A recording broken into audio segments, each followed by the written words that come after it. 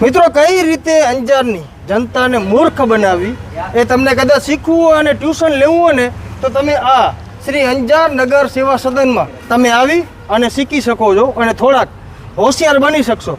કારણ કે એ રીતનું અત્યારે સફાઈનું ટેન્ડર આપવામાં આવ્યું છે એજન્સી ધારકને કે નહીં રજિસ્ટરમાં કોઈ જાતની એન્ટ્રી કરવાની. ખરેખર 150 જણાની વાત કરવામાં આવતી હોય તો એના નામ પણ હોવા જોઈએ.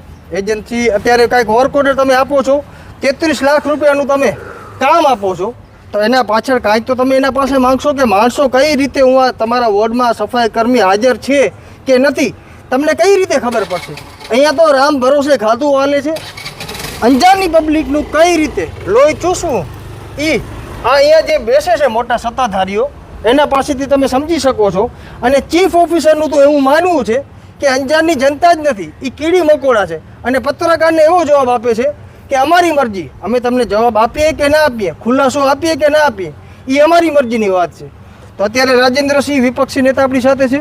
બાપુ, ખાસ કરી બાપુ, આ કઈ રીતનું આ વર્ક ઓર્ડર આપવામાં આવ્યું છે કે એમાં રજિસ્ટર નથી, રજિસ્ટર હોય કદાચ તો એમાં નામ નહીં નાખવાના, ઉલ્લેખ નહીં કરવાનો, તો આમાં ખબર કઈ રીતે પડે કે હું આ માણસો ખરેખર સફાઈ કર્મી કામ કરે છે, સફાઈ કર્મી કામ નથી કરતા? અને 12 મહિનાના એક જ ડિજિટના બિલ આવતા હોય 28 લાખ સમથિંગના 12 મહિનામાં, એટલે કોઈ કર્મચારી ગેરહાજર નહીં, બધા કર્મચારી હાજર જ. કઈ રીતનું છે? 100% હાજરી, 100% હાજરી. આ કહું છું ને, મેં તમને અગાઉ પણ કહ્યું કે આ ભ્રષ્ટાચારની શરૂઆત જ્યારે એ ટેન્ડર ચડ્યું ને ત્યાં જ થઈ ગઈ છે. એના દ્વારા જ કોઈ પણ જે પણ ટેન્ડર ચડાવવામાં આવ્યું ને ત્યાં શરતો જ એવી નાખવામાં આવી છે કે અત્યારે જે ભ્રષ્ટાચાર કરે છે ને એને પણ આપણે પકડી શકતા નથી. હવે તમે સમજો કે અંજારનું સફાઈનું ટેન્ડર ચડતું હોય તો એનો કોઈક એરિયો ફિક્સ હોવો જોઈએ કે આટલા બાય આટલાનો, એમાં આટલી સફાઈ થવી જોઈએ ડેલી. એવી કાંઈ નથી, ફક્ત 150 માણસ આપવાના, એ જ શરત. હવે 150 માણસ આવ્યા કે નહીં એ અત્યારે જવાબદાર કોણ? તો કે વોર્ડમેન. વોર્ડમેન એનું કામ કરે કે અહીંયા માણસો ગણશે. એટલે આ ખરેખર એક જાતનું ષડયંત્ર, જે મોટે પાયે ભ્રષ્ટાચાર અંજારમાં છે એની શરૂઆત જ્યારે ટેન્ડર ચડ્યું ને ત્યાં જ થઈ ગઈ છે કે એની એ રીતે જ સેટિંગમાં ટેન્ડર ચડાવવામાં આવ્યું છે કે એ મલાઈ બધા ખાઈ જાય છે અને કોઈ પકડાતા નથી. આ જ્યારે ટેન્ડર ચડાવવામાં ખરેખર સફાઈનું ટેન્ડર એવી રીતે ચડાવવું જોઈએ કે ક્યાંય પણ સફાઈ ન થાય, કે પણ જે પણ સોસાયટી છે એમાં દર મહિને 2 વાર કે 3 વાર કે ફિક્સ વારો કરી દેવાય કે સફાઈ થશે. આ એવી કોઈ જાતની શરત સફાઈના ટેન્ડરમાં નથી. ફક્ત એટલી જ છે કે સફાઈના કર્મચારી એમને 150 માણસો આપવા, તો એ 150 માણસો આપીને છૂટા. એમાં એ 150 માણસો જે આપે એમાં જે દર મહિને ફિક્સ બિલ બનાવવામાં આવ્યું છે એ હર મહિને એનું એ સેમ ડિજિટનું બિલ છે, તમે જોયું છે. હા, એટલે આ એક જાતની કોઈ ગેરહાજર ન હોય. હવે આ લોકોનું કેવું શું છે કે ગેરહાજર હશે માણસ તો એની જગ્યાએ આ લોકોએ બીજો માણસ પ્રોવાઈડ કર્યો છે, એટલે એ આપણે કોઈ સાબિત નહીં કરી શકીએ કોઈ ગેરહાજર છે કે નથી. કે આ ટૂંકમાં ભ્રષ્ટાચાર પકડી ના શકીએ એના માટે મોટો ભ્રષ્ટાચાર પહેલેથી જ સેટિંગ થઈ ગઈ છે.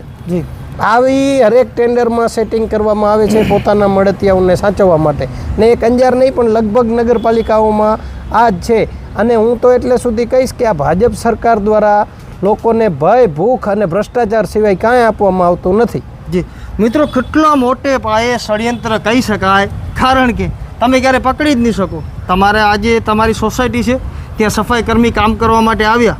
હવે એક વોર્ડમાં મારી અત્યારે વિનોદ ચોટારાથી વાતથી એમના દ્વારા જણાવવામાં આવ્યું કે 22 લોકોની ટીમ હોય છે. હું પોતે ગયો હતો ત્યાં તપાસ કરવા માટે, તો મને 8 થી 10 જ સફાઈ કર્મી મળ્યા. કદાચ બીજા રજામાં હોય તો એની જગ્યાએ બીજું તો કોઈ હોવું જોઈએ, એવું મને કોઈ દેખાણું નહીં. તો બાપુ, હું તો પોતે નિરીક્ષણ કરવા ગયો. મેં જે રીતની તમારા કાને કમેન્ટ કરી હતી કે હું જાતે જઈશ, નિરીક્ષણ કરવા ગયો હું તો. અને હમણાં ચેરમેનથી, સફાઈના ચેરમેનથી વાત થઈ, એના દ્વારા જણાવવામાં તમે ફોન કર્યો તો હું તમારી બાજુમાં ઊભો હતો, હું સાક્ષી છું. પણ હું તમને મેં અગાઉ પણ કહ્યું કે આ લોકોને પકડવા હોય તો લોકો, અંજાર શહેરના લોકોને અમે 2 હાથ જોડીને વિનંતી કરી છે કે તમે પણ અમારી સાથે આવો. તમારા વિસ્તારમાં તમારા જેટલે સફાઈ કર્મચારી આવે છે એની નોંધ લ્યો કે કેટલા કર્મચારીઓ સફાઈ કરે છે.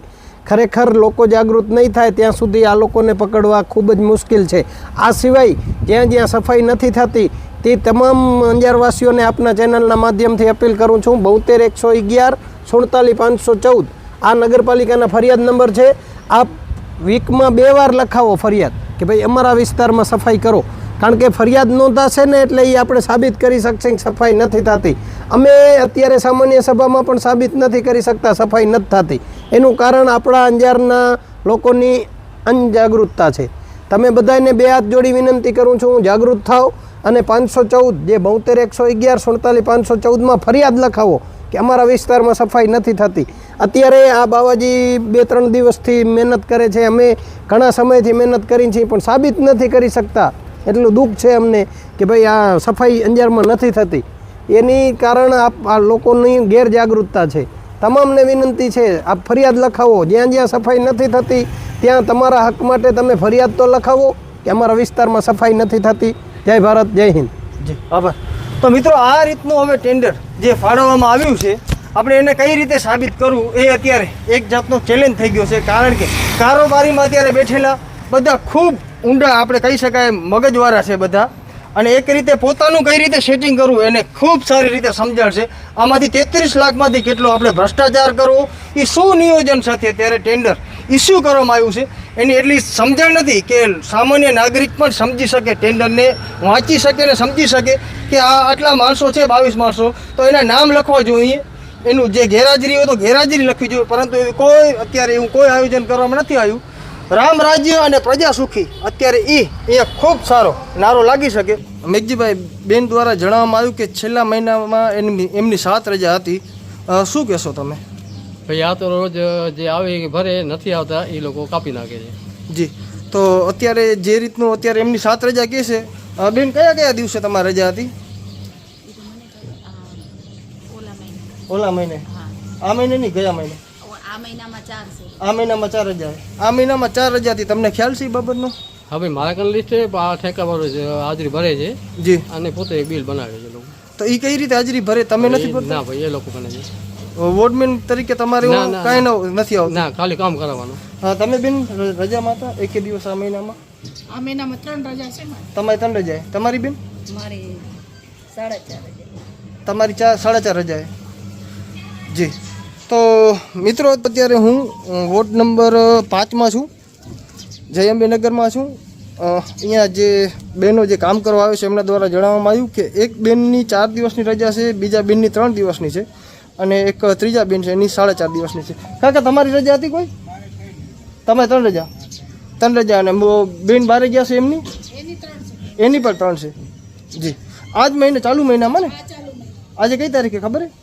આજે તો 11 તારીખ છે. 11 તારીખે. એટલે આ ચાલુ મહિનામાં 1 તારીખથી કે ગયા? તમારી કોઈની?